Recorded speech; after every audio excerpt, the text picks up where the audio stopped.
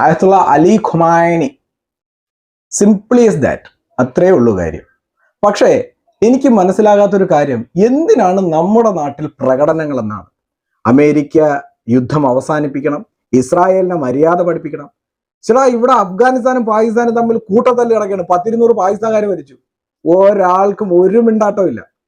നമ്മുടെ ഈ നാട്ടിൽ ഇപ്പോൾ യുദ്ധവിരുദ്ധരായിട്ട് നടക്കുന്ന ആൾക്കാർ, അല്ലെങ്കിൽ ഇസ്രായേലിനെ കണ്ടുകൂടാത്ത ആൾക്കാർ, അമേരിക്കക്കെതിരെ ശക്തമായ വാക്കുകൾ പറയുന്ന ആൾക്കാർ, ഇറാന് പൂർണ്ണമായ ഐക്യദാർഢ്യം പറയുന്ന ആൾക്കാർ, എന്തിനധികം അന്നം കൊടുക്കുന്ന രാജ്യത്തിനെ ഇറാൻ വാരി പറക്കിയിട്ട് അടിച്ചിട്ട് അന്നം കൊടുക്കുന്ന രാജ്യത്തെ പോലും തന്തയ്ക്ക് വിളിക്കുന്ന ആൾക്കാരാണ് നമ്മുടെ നാട്ടിലുള്ളത്. ഒരു കാലത്ത് അന്നം തരുന്ന രാജ്യം അല്ലേടാ എന്നൊക്കെ പറഞ്ഞിട്ടാ അന്നം നമ്മളാ കൊടുക്കുന്നത്. ഇവരവിടെ പോയി ജോലി ചെയ്ത് ശമ്പളം മേടിക്കുന്നതേ ഉള്ളൂ. അവർ നമ്മളെ നിന്ന് കാശ് തന്നിട്ട് നമ്മളെ നിന്ന് ഗോതമ്പും സാധനങ്ങളും അവരാ മേടിക്കുന്നത്. അന്നം നമ്മൾ അങ്ങോട്ടാ കൊടുക്കുന്നത് കേട്ടോ. ഈ പണ്ടാരക്കാലം ചത്തതിന് എന്തിനാണ് നമ്മുടെ നാട്ടിൽ കുറെ പേര് വിഷമിക്കുന്നത് നിങ്ങൾ മനസ്സിലായോ?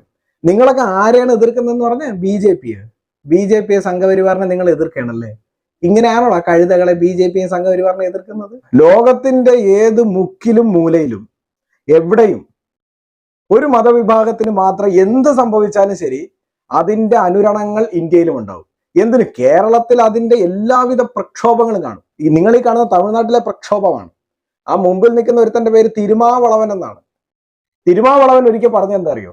കുരിശുണ്ടെങ്കിൽ അത് ചർച്ച എന്ന് മനസ്സിലാക്കാം, മിനാരം കാണുകയാണെങ്കിൽ അത് പള്ളി എന്ന് മനസ്സിലാക്കാം, വൃത്തികെട്ട ബൊമ്മകൾ, അസിംഗമാന ബൊമ്മകൾ ഉണ്ടാക്കി വെച്ചിരിക്കുകയാണെങ്കിൽ അത് അമ്പലം എന്ന് മനസ്സിലാക്കാം.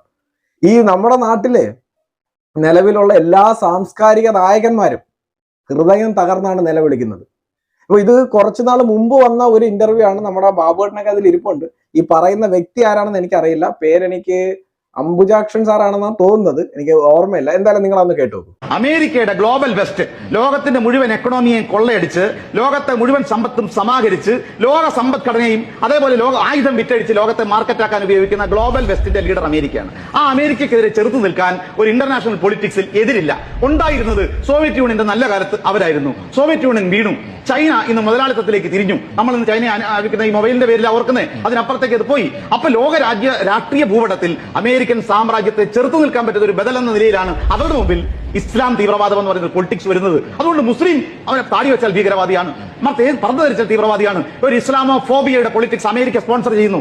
ഇസ്രായേലിലേക്ക് നമുക്കറിയാം, അദ്വാനിയും അതേപോലെ ഇവിടുത്തെ BJP നേതാക്കന്മാർ, സംഘപരിവാർ നേതാക്കൾ ചാർട്ടേഡ് ഫ്ലൈറ്റിലാണ് ഇസ്രായേലിൽ പോയത്. ഇന്ത്യയുടെ വിദേശനയം തീരുമാനിക്കുന്നതിനകത്ത് ഇന്ന് ഇസ്രായേലിന് പങ്കുണ്ട്. അമേരിക്ക ഇസ്രായേൽ ഗ്ലോബൽ കൂട്ടുകെട്ടിലൂടെ ലോകത്തെമ്പാടും ഒരു അപരത്വം ഉണ്ടാക്കുക, ഒരു വിഭാഗത്തെ ഇല്ലാതാക്കണം. തങ്ങളുടെ ആധിപത്യത്തിനെതിരാണ്. ഉടനെ വിളിക്കാൻ എളുപ്പം എന്താ? പേയില്ലാത്ത പട്ടിയെ പേപ്പട്ടി എന്ന് വിളിച്ച് തല്ലിക്കൊന്നാൽ ആരും ചോദിക്കുകയില്ലല്ലോ. എക്സാക്ട് ഇവിടെ നടക്കുന്നതാണ്. അതായത് എല്ലാത്തിനും കാരണം അമേരിക്കയും ഇസ്രായേലുമാണ്. ലോകത്ത് ഭീകരവാദം സൃഷ്ടിച്ചത് തന്നെ അമേരിക്കയും ഇസ്രായേലുമാണ്. അപ്പൊ ഇങ്ങനെ പറയുന്ന ആൾക്കാരുടെ അടുത്ത് നമ്മൾ തിരിച്ചെന്ത് പറയണം? ഇന്ത്യയിൽ ബ്രിട്ടീഷുകാർ ജാതീയത കൊണ്ടുവന്നതുപോലെ അല്ലേ സാർ എന്ന് തിരിച്ചു ചോദിച്ചാൽ ഇവരുടെ ടെമ്പർ തെറ്റും. ഇവരുടെ എല്ലാവരുടെയും ഹൃദയം തകരും. അപ്പോഴേ പറയാം, ആര് പറഞ്ഞു? അനിൽ കൊടിത്തോട്ടം എന്ന് പറഞ്ഞ ഒരാളുണ്ട്. പുള്ളിയെ പറ്റി ആ ഒരു വീഡിയോ ചെയ്തായിരുന്നു. നമ്മുടെ ബഹുമാനപ്പെട്ട കേരള ഗവർണർ ശ്രീമാൻ ആർലേക്കർ ഇന്ത്യയിൽ ജാതീയത ഇത്രയധികം ബൂസ്റ്റപ്പ് ചെയ്തതും ജാതീയത കൊണ്ടുവന്നതും ബ്രിട്ടീഷുകാരാണെന്ന് പറഞ്ഞുകൊണ്ട് എന്റെ തന്നെ ദൈവം, മിസ്റ്റർ അനിൽ കൊടിത്തോട്ടത്തിന്റെ ഒരു ബഹളം, TS ശ്യാംകുമാറിന്റെ ഒരു ബഹളം, ഇന്ന പുരാണങ്ങൾ തൊട്ട് അതിനുള്ളിൽ എഴുതിയിരിക്കുന്ന ജാതി വ്യത്യാസങ്ങൾ എന്തെല്ലാം ഇനി അവന്മാർ എടുത്തോണ്ട് വന്നെന്ന് വെച്ചാൽ ആർക്കും അറിയില്ല. പക്ഷേ ഇപ്പുറത്ത് വരുമ്പോ ഇവർക്ക് എല്ലാവർക്കും വേറെ ആളാവും. ഇവർ ഈ അന്യൻ അമ്പി എന്ന് പറയുന്ന പോലെ ഇവർ അപ്പോഴേ ആള് മാറും. ഇവിടെ വരുമ്പോൾ അമേരിക്കയും ഇസ്രായേലും ചേർന്നാണ് ഇത് ഉണ്ടാക്കിയത്. അല്ലാതെ ചില മാനവരിൽ മഹോന്നതന്മാരൊക്കെ മരിക്കുന്നതിന് തൊട്ടു മുമ്പ് വരെ പറഞ്ഞിട്ടുള്ളത് ജൂതന്മാരെ ഉന്മൂലനം ചെയ്യണം. പഴയ 6 ദിന യുദ്ധം ഓർമ്മയുണ്ടല്ലോ? ജോർദാൻ, ഈജിപ്റ്റ്, സൗദി, അങ്ങനെ ഏതൊക്കെയോ 5 മുസ്ലിം രാജ്യങ്ങൾ കൂടി ചേർന്നിട്ട് ഇസ്രായേലിനെ ഒറ്റ രാത്രി കൊണ്ട് ഫിനിഷ് ചെയ്യാൻ ലക്ഷക്കണക്കിന് പട്ടാളക്കാരാണ് അതിർത്തികളിൽ എത്തിയത്. യുദ്ധവിമാനങ്ങളെല്ലാം തയ്യാറ്. പക്ഷെ ഇസ്രായേൽ അണ്ണാക്കി കയറി അടിച്ച് തലമണ്ട അടിച്ച് പൊട്ടിച്ചപ്പോൾ കരഞ്ഞ് കാലിൽ വീണൊക്കെയാണ് അന്ന് ഈജിപ്റ്റൊക്കെ രക്ഷപ്പെട്ടത്. അപ്പോ ഇവരെ ഉന്മൂലനം ചെയ്യുക എന്നത് ചിലരുടെ ആശയമാണ്. ഡെത്ത് ടു ഇസ്രായേൽ എന്ന് ഒരു സ്ലോഗൻ തന്നെ കൊണ്ടു നടക്കുന്നത് ഇറാനാണ്. ഈ അയത്തുള്ള അൽ ഖുമൈനി അണ്ണാ ഇത് കണക്ക് ഞാൻ ഇസ്രായേലിനെ തീർക്കും എന്ന് 24 മണിക്കൂറും പറഞ്ഞുകൊണ്ട് നിന്ന അവന്മാരുടെ കൈ എന്താ ചെമ്പരത്തി പൂ പറിക്കാൻ പോകുന്ന കരുതിയത്. ഇപ്പൊ അണ്ണാക്കി കയറി അടിച്ച് തലമണ്ട പൊട്ടിച്ച് അപ്പൊ ഇവിടെ കരച്ചിലും കൂട്ടത്തിലും. എവിടെയാണ് നീയൊക്കെ എന്തിനാണ് കരയുന്നത്? ഇവിടെ ഉള്ള കമ്മ്യൂണിസ്റ്റുകാരോടാണ് ചോദിക്കുന്നത്. നിങ്ങൾ അവിടെ കമ്മ്യൂണിസം കൊണ്ട് അവിടെ ചെന്ന് വെച്ചാൽ ഇറാനിൽ നിന്ന് നല്ല അടി കിട്ടും. നിങ്ങൾ സ്വാതന്ത്ര്യം, ജനാധിപത്യം, സോഷ്യലിസമാണ് നിങ്ങളുടെ മുദ്രാവാക്യം. നിങ്ങൾ പിന്നെ എന്തിനാണ് ഇറാനെ സപ്പോർട്ട് ചെയ്യുന്നത്? ഇറാൻ ജനാധിപത്യ രാഷ്ട്രമാണോ? സ്ത്രീകളുടെ മുടിനാരിഴ പോലും പുറത്ത് കാണാൻ പാടില്ല, ശാസ്ത്രം പഠിക്കാൻ പാടില്ല, കന്യകമാരായ പെൺകുട്ടികളെ വധിക്കാൻ വിധിച്ചിട്ടുണ്ടെങ്കിൽ അവരെ വധിക്കുന്നതിന് തൊട്ടു മുമ്പ് ബലാത്സംഗം ചെയ്തിരിക്കണമെന്നൊക്കെ ഫത്വ ഇറക്കി ഏത് രാജ്യമാണുള്ളത്? കേരളത്തിലെ കമ്മ്യൂണിസ്റ്റുകാരെല്ലാവരും അതിനെയൊക്കെ പിന്താകുന്ന ആൾക്കാരാണോ? ഹമാസ് തീവ്രവാദികളുടെ ബോംബാക്രമണത്തിൽ സൗമ്യ എന്നൊരു പെൺകുട്ടി മരണപ്പെട്ടിട്ട് അവരെ കൊന്നത് ഹമാസ് തീവ്രവാദികളാണെന്ന് എഴുതാനുള്ള ധൈര്യം പോലും ഇല്ലാതായിപ്പോയ രാഷ്ട്രീയ നേതൃത്വമാണ് ഈ നാട്ടിലെ ശാപം. ഇവിടെ കിടന്ന് ഇവർ ആരെയാ വെല്ലുവിളിക്കുന്നത്? നിങ്ങൾ നമ്മുടെ ഏത് സാംസ്കാരിക നായകന്മാരെ എടുത്താലും ശരി, ഹിന്ദുക്കളിലെ ജാതീയതയെ പറ്റി പറയുന്ന, ഹിന്ദുക്കളിലെ ഇപ്പോഴും നിലനിൽക്കുന്ന ജാതീയതയെ നശിപ്പിക്കണമെന്ന് പറയുന്ന, ഹിന്ദുക്കളുടെ ജാതീയതയ്ക്കെതിരെ കഠിനമായി പോരാടുന്ന ആൾക്കാരെല്ലാം ഹിന്ദുക്കൾക്കെതിരെ പറഞ്ഞോ, ഞങ്ങളുടെ ജാതീയത പറഞ്ഞോ, അതിനെ നശിപ്പിക്കാൻ നിങ്ങൾ എന്ത് വേണമെങ്കിലും ചെയ്തോ. പക്ഷെ അപ്പുറത്ത് പോയിട്ട് ഈ പൊന്നും കട്ടയാണെന്ന് പറയുന്നിടത്താണ് നമുക്ക് പ്രശ്നം വരുന്നത്. ഈ നാട്ടിലുള്ള സകല എണ്ണോ, ഇപ്പോൾ ഇറാനെതിരെ കൊലവിളിയുമായിട്ട് ഇറങ്ങിയിട്ടുള്ള സകല എണ്ണോ ആർക്കെതിരെയാണ് ഇന്ത്യയിൽ കൊലവിളി നടത്തുന്നത്?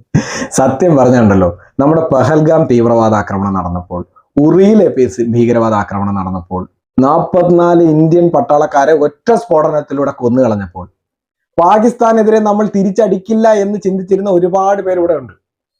ഇറാൻ ഇസ്രായേലിനെ അടിച്ചാൽ വേദനിക്കുന്ന അതേ വേദന ഇവിടെ ഇന്ത്യ പാകിസ്ഥാൻ അടിച്ചാൽ വേദനിക്കുന്നവരുണ്ട്. അതാണ് എനിക്ക് മനസ്സിലാകാത്തത്. ഇവരെല്ലാവരും കൂടി എതിർക്കുകയാണ് BJP. ഹിന്ദുത്വ രാഷ്ട്രീയത്തെ ഞങ്ങൾ എതിർക്കുന്നു, BJP ഇല്ലാണ്ടാക്കും, RSS ഭയങ്കര സംഭവമാണ്, എന്താണ് ഇവർ കരുതി വെച്ചിട്ടുണ്ടെങ്കിൽ? നിങ്ങൾ ഇങ്ങനെയാണോ BJP എതിർക്കുന്നത്? ലോകത്തിൽ 100 തീവ്രവാദ സംഘടന എടുത്താൽ 100ഉം ഒരു പ്രത്യേക സമാധാന വിഭാഗത്തിന്റെ തീവ്രവാദ സംഘടനകളാണ്. ഇവരെല്ലാവരും കൂടെ നിയന്ത്രിക്കുന്നത് അമേരിക്ക ആണെങ്കിൽ പിന്നെ ഇവനൊക്കെ പോയി തൂങ്ങിച്ചാവുന്നതല്ലേ നല്ലത്? അള്ളാഹുവിനെ നിയന്ത്രിക്കാൻ പറ്റുന്നില്ല, നബിക്ക് നിയന്ത്രിക്കാൻ പറ്റുന്നില്ല, എന്തിനധികം ഇറാനെ നിയന്ത്രിക്കാൻ പറ്റുന്നില്ല, പാകിസ്ഥാനെ നിയന്ത്രിക്കാൻ പറ്റുന്നില്ല. ഈ ലോകത്ത് കിടക്കുന്ന ലഷ്കർ-ഇ-തോയ്ബ, അൽ-ഖ്വയ്ദ, ഹൂതികൾ, എന്തൊക്കെയോ കുറെ അവരുള്ള ISIS, ഇതിനെ താലിബാൻ ഉൾപ്പെടെ സകല എണ്ണത്തിനെ നിയന്ത്രിക്കുന്നത് അമേരിക്ക, ഇസ്രായേൽ. എന്നിട്ട് ഈ പൊട്ടന്മാര് അമേരിക്കയാണ് നിയന്ത്രിക്കുന്നതെന്ന് അറിയാതെ ചാവേറായിട്ട് ബോംബ് വെച്ച് കയറുക, പൊട്ടിത്തെറിക്കുക. ഈ അടുത്തങ്ങണ്ട പാകിസ്ഥാനിൽ ഒരു സ്ത്രീ ഒരു 4-5 പോലീസുകാരെ അങ്ങ് അയച്ചു, പുള്ളിക്കാരും പോയി ഇതണക്ക് പൊട്ടിത്തെറിച്ചു. ഇത് ഇങ്ങനെ ഇരുന്ന് വെളുപ്പിക്കാൻ, ഇത് 21ാം നൂറ്റാണ്ടാണ്, ഈ നേരത്തെ ഇരുന്ന് സംസാരിച്ച അയാളുടെ ആരെങ്കിലും ഒന്ന് പറഞ്ഞു കൊടുക്കും. മിക്കപ്പോഴും ഞാൻ ശ്രദ്ധിച്ചിട്ടുള്ളതാണ്, നമ്മുടെ നാട്ടിലെ സാംസ്കാരിക നായകന്മാർക്ക് എല്ലാവർക്കും തന്നെ ഒരു ബയാസ്ഡ് ആയിട്ടുള്ളൊരു ഫേസ് ഉണ്ട്. ശ്രീമാൻ സച്ചിദാനന്ദൻ, ഞാൻ പറഞ്ഞ ഹമീദ് ചേന്നമംഗലൂർ, പിന്നെ TS ശ്യാംകുമാർ, സണ്ണി കാപ്പിക്കാട്, സുനിൽ പി ഇളയിടം, ഇവരെല്ലാരെയും സാംസ്കാരിക മണ്ഡലത്തിൽ, കേരളത്തിന്റെ സാംസ്കാരിക ഭൗതിക പ്രബുദ്ധ മണ്ഡലത്തിൽ ഇവിടെ കുറെ പേര് എടുത്തു വെച്ച് കൊണ്ടാടുന്നുണ്ട്. ഞാൻ ഇവരുടെ എല്ലാവരുടെയും വീഡിയോ കാണുന്ന ഒരാളുമാണ്. ഇവരെല്ലാവരും ഹിന്ദുത്വത്തിലെ ജാതീയതയെ പറ്റിയും ഹിന്ദുക്കളുടെ പോയ കാലത്തിലെ മോശപ്പെട്ട കാര്യങ്ങളെ പറ്റി ഇവർ 100% ചർച്ച ചെയ്യുമ്പോൾ, ഇവർ ഇപ്പുറത്തെ സൈഡിലേക്ക് വരുമ്പോൾ ഇവർ 100% സൈലന്റ് ആയി പോകും. ഇവർക്ക് വാ തുറക്കാൻ വയ്യ, ഇവർക്ക് മിണ്ടാൻ വയ്യ. അവിടെ വരുമ്പോൾ അവർ ഇസ്രായേലിനെതിരെ കുരയ്ക്കും, അമേരിക്കയ്ക്കെതിരെ കുരയ്ക്കും. ഈ അമേരിക്കയ്ക്കെതിരെയും ഇസ്രായേലിനെതിരെയും കുരയ്ക്കുന്ന ഒരൊറ്റ പാകിസ്ഥാനോ അഫ്ഗാനിസ്ഥാനോ വേണ്ടി സംസാരിക്കില്ല. കാര്യം തമ്മിലടിക്കുന്ന ആരാ? ഇവിടെ കൊല്ലുന്നവനും കൊല്ലപ്പെടുന്നവന്റെയും മതം കണക്കാക്കുമ്പോൾ ഇവിടെ ആർക്കാണ് വർഗീയത? പലസ്തീന് വേണ്ടിയിട്ട് ഇവിടെ സമരം നടത്തുന്നു. കാശ്മീരി പണ്ഡിറ്റുകളെ പറ്റി നമ്മൾ മിണ്ടാൻ പാടില്ല. നമുക്ക് അസാമിലെ ഹിന്ദുക്കളെ പറ്റി നമുക്ക് മിണ്ടാൻ പാടില്ല. എന്നാൽ ഇറാന് വേണ്ടിയിട്ട് ഇവിടെ സമരം. അതുപോലെ സുഡാനിനെ പറ്റി ഇവിടെ ആർക്കും മിണ്ടാനില്ല, നൈജീരിയയെ പറ്റി ആർക്കും മിണ്ടാനില്ല. ഇനിയിപ്പോൾ ഇറങ്ങും പേരുകൾ വായിക്കാൻ, 40 കുട്ടികളുടെ പേര് വായിക്കാം, 30 കുട്ടികളുടെ പേര് വായിക്കാൻ.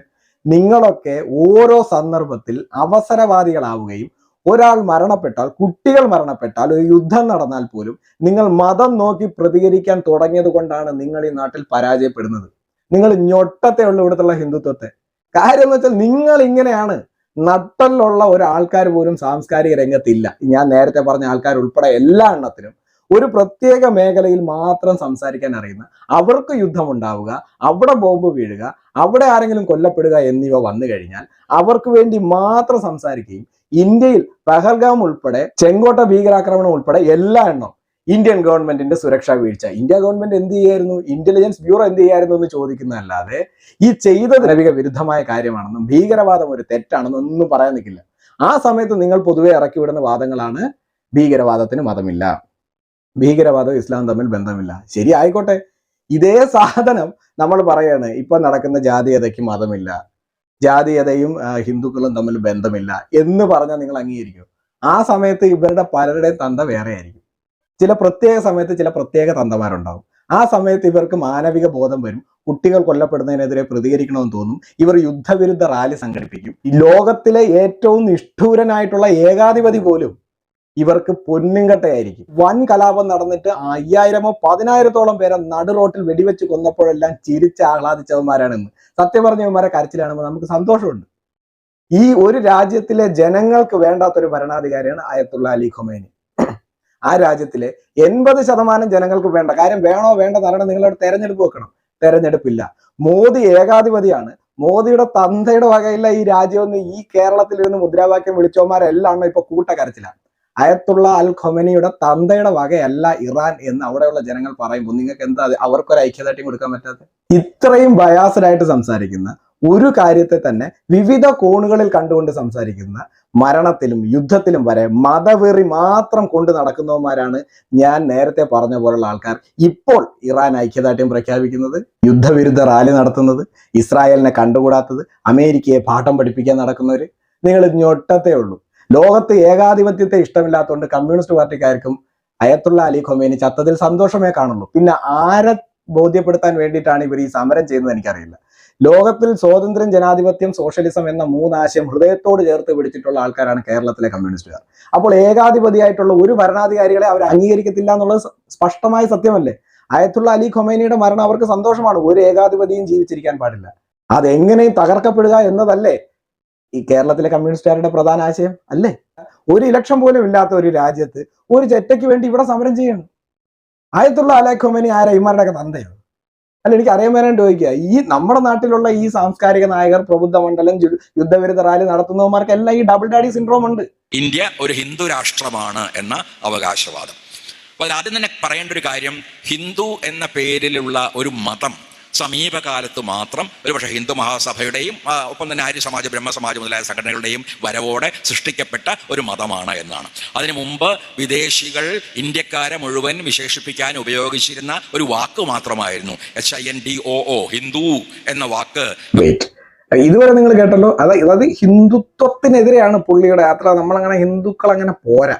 നമ്മുടെ ഇടയിൽ ഭയങ്കര ജാതീയതയാണ്, നമ്മുടെ മതത്തിലെ ഗ്രന്ഥങ്ങളിൽ എഴുതിയിട്ടുള്ളത് പോലെ ശരിയല്ല. അപ്പോൾ മൊത്തത്തിൽ പിന്നെ നമുക്ക് ഈ മണ്ണിൽ വലിയ അവകാശമൊന്നുമില്ല, നമ്മളൊക്കെ വലിഞ്ഞേറി വന്നവരാണ്. പുള്ളിയുടെ ഒരു ടോൺ പോകുന്ന. അപ്പൊ ഞാൻ വിചാരിച്ചു നമ്മൾ ഹിന്ദുക്കളെയൊക്കെ നന്നാക്കാൻ വന്ന ആള്. അപ്പോൾ പുള്ളിയൊക്കെ മതേതരവാദിയാണ് കേട്ടോ. മിക്കവാറും അയത്തുള്ള അൽ ഖൊമൈനിയുടെ മരണത്തിനെതിരെയൊക്കെ ആഞ്ഞടിക്കുകയും പറഞ്ഞടിക്കുകയൊക്കെ ചെയ്തിട്ടുണ്ടാവും കേട്ടോ. അത് നമുക്ക് പറയാൻ കഴിയില്ല. ചില പ്രത്യേക മതത്തിൽ എന്തെങ്കിലും പറ്റിയാലേ ഇവരുടെയൊക്കെ മതേതരത്വം ഉണരും. അതിന് പോട്ടെ. ഇനി പുള്ളി ഈ പ്രസംഗത്തിന്റെ മറ്റൊരു ഭാഗത്തോട്ട് വരുന്നതും കൂടി കേട്ടു. മതത്തിന് ആത്മീയത നഷ്ടപ്പെട്ടു എന്ന് പറയുമ്പോൾ ഞാൻ ഉദ്ദേശിക്കുന്നത് മതത്തിന് അതിൻ്റെ അടിസ്ഥാനപരമായ നൈതിക മൂല്യങ്ങൾ നഷ്ടപ്പെടുന്നു എന്നാണ്. എല്ലാ മതങ്ങളും പലതരത്തിലുള്ള നൈതിക മൂല്യങ്ങൾ മുന്നോട്ട് വെച്ചിട്ടുണ്ട്. അത് ഇസ്ലാമിനെ സംബന്ധിച്ചിടത്തോളം അത് സാഹോദര്യമാകാം, ക്രിസ്ത്യാനിറ്റിയെ സംബന്ധിച്ചിടത്തോളം അത് കാരുണ്യം അല്ലെങ്കിൽ ചാരിറ്റി എന്ന് പറയുന്ന മറ്റുള്ളവർക്ക് ദാനം ചെയ്യാനുള്ള മാനസികാവസ്ഥയാകാം, അല്ലെങ്കിൽ ബുദ്ധമതത്തെ സംബന്ധിച്ചിടത്തോളവും അത് കരുണ, മൈത്രി, മുരുതം മുതലായ ചില. അവിടെ വന്നപ്പോൾ ഓരോ മതത്തിലും എന്തൊക്കെ നല്ലത് പറയുന്നു. ഇസ്ലാമിലെ സാഹോദര്യം, ക്രിസ്തു മതത്തിലെ ഇന്നത്.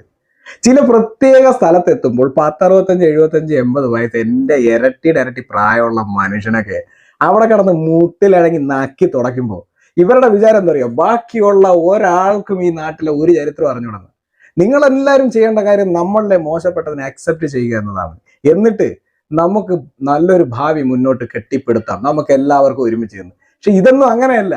ഇതിനൊന്നും ഈ അറിവ് നേടുകയും ഇത്രയൊക്കെ ഉണ്ടായിട്ടും ഇവനൊക്കെ ചില പ്രത്യേക മേഖലകളിൽ എത്തുമ്പോൾ നിക്കർ വഴി മൂത്രം പോകും. അമ്മാര് ടീമുകൾ നമ്മളെ ഉപദേശിക്കാൻ വന്നിരിക്കണേണ്. എന്ത് മനുഷ്യരാണ് ഇവരൊക്കെ. ഇവന്മാരാണ് ഇവിടെ പ്രധാനമായിട്ട് ഈ വിഷം ഇങ്ങനെ ഉണ്ടാക്കുന്നത്. ഇവന്മാരെല്ലാം വാടച്ച് വെച്ചാൽ മതി. ഈ അൽ ഖൊമൈനിയൊക്കെ ചാകുമ്പോൾ അതൊക്കെ അവരുടെ കാര്യം. അവിടെ ചത്താൽ എന്താ, ഇവിടെ എന്താണ് നൈജീരിയയിൽ ചാവുന്നില്ലേ, സുഡാനിൽ ചാവുന്നില്ലേ, പാകിസ്ഥാനും അഫ്ഗാനിസ്ഥാനും തമ്മിൽ അടിക്കുന്നില്ലേ? ഇതൊക്കെ നടക്കുന്നതിനിടയിൽ ഒരു ഇറാനിൽ മാത്രം എന്താ നമുക്ക് ഇത്ര ഇൻട്രസ്റ്റ് എന്ന് ഇവർ ചോദിച്ചാൽ തീരാവുന്ന വർഗീയത ഈ നാട്ടിലുള്ളൂ. പക്ഷെ ഇവന്മാരത് ചെയ്യില്ല. ഇവന്മാരിതിങ്ങനെ തീയിട്ട് ആളിക്കും. എന്നിട്ട് ഇവർ ചിന്തിക്കുന്നത് എന്താ അറിയോ, ഈ ആളി കത്തിക്കുന്നതിലൂടെ ഹിന്ദുത്വം തീരും. ഇനിയിപ്പോ നമ്മുടെ മറ്റേ ടീം ഇറക്കും. നമ്മുടെ എത്രയോ കുട്ടികളുണ്ടായിരുന്നു, ഡോക്ടർ, എഞ്ചിനീയർ ഒക്കെ ആവാനുള്ള കുട്ടികളുണ്ടായിരുന്നു. ഈ നൈജീരിയയിലൊക്കെ കുട്ടികൾ കറുത്തു പോയതൊക്കെ കൊണ്ടായിരിക്കും ഇവരാരും മിണ്ടാത്തത്. ഇവർക്ക് അങ്ങനെയാണ്. നിറമൊക്കെ ഇവർക്ക് ഒരു വലിയൊരു പ്രശ്നമാണ്. ഇവർ ഇസ്രായേലിലെ കുട്ടിയാണ്, വെളുത്ത കുട്ടിയാണ്, അത് മരിച്ചുപോയാലും വലിയ കുഴപ്പമൊന്നുമില്ല. പക്ഷേ അപ്പൊ നിങ്ങൾ വിചാരിക്കുമ്പോൾ പലസ്തീനോടായിരിക്കും ഇവർക്ക് സ്നേഹം, മുസ്ലിങ്ങളോടായിരിക്കും. അപ്പൊ മുസ്ലിങ്ങളിൽ ഈ പലസ്തീനിലൊക്കെ ഉള്ള വെളുത്ത കുട്ടികളെ ഇവരൊക്കെ മരിച്ചാൽ മാത്രമേ അവർ ഡോക്ടർ, എഞ്ചിനീയർ ഒക്കെ ആവുമെന്നുള്ള ടെൻഷനിൽ ഇവരൊക്കെ കരയാറുള്ളൂ. നേരെ മറിച്ച് ഈ നൈജീരിയയിലും സുഡാനിലും ഒക്കെ എനിക്ക് തോന്നുന്നു ഏകദേശം 3, 4, 5 ലക്ഷം ആൾക്കാരാണ് കഴിഞ്ഞ ഒരു 5-6 വർഷത്തിനിടയിൽ ഈ നൈജീരിയയിലും സുഡാനിലും ഒക്കെ ബൊക്കോ ഹറാം ഇസ്ലാമിക ഭീകരവാദികൾ കൊന്നു തള്ളിയത്. അപ്പൊ അവിടെയുള്ള കുട്ടികൾ കറുത്തിരിക്കുന്നവരല്ലേ, അപ്പൊ ഇവന്റെയൊക്കെ മാനവികത കുഴിഞ്ഞ് കാലിനിടയിലോട്ട് പോകും. അപ്പൊ ഇവന്മാർക്കൊക്കെ വേറെ തന്ത.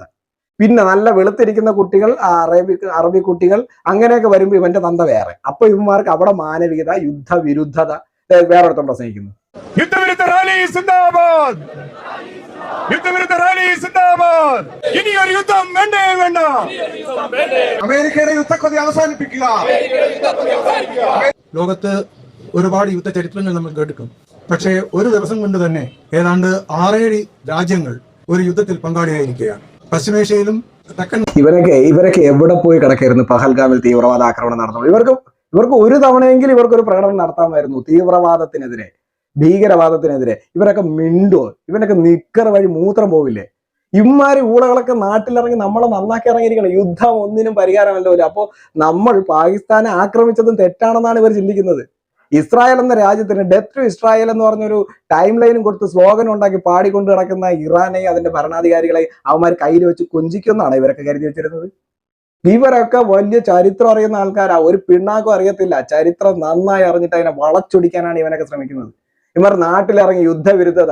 അതാണ് ഞാൻ നമ്മുടെ കേരള സ്റ്റോറി 2 വന്നോ പറഞ്ഞത്. പ്രതികരിക്കാൻ നീയൊക്കെ ലേറ്റായി പോയി.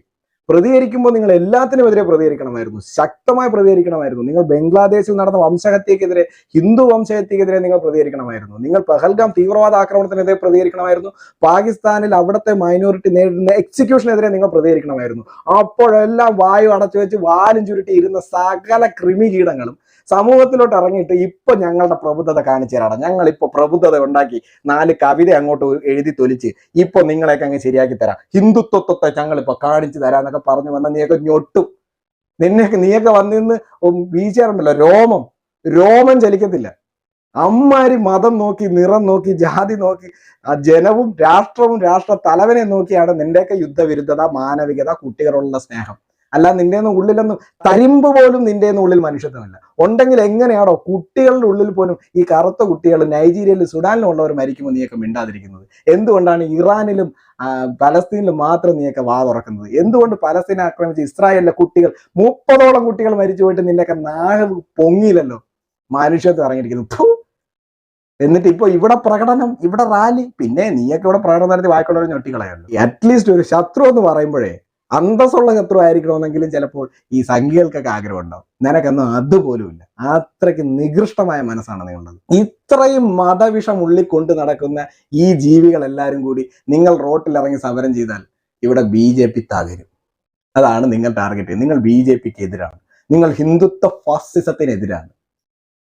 അപ്പൊ ഇങ്ങനെ കുറെ കഴുതകൾ നമ്മുടെ നാട്ടിലുണ്ട്, സാംസ്കാരിക നായകന്മാരെന്ന് പറഞ്ഞിട്ട്. അതാണ് ഒരു സമാധാനം. ജയ് ഹിന്ദ്.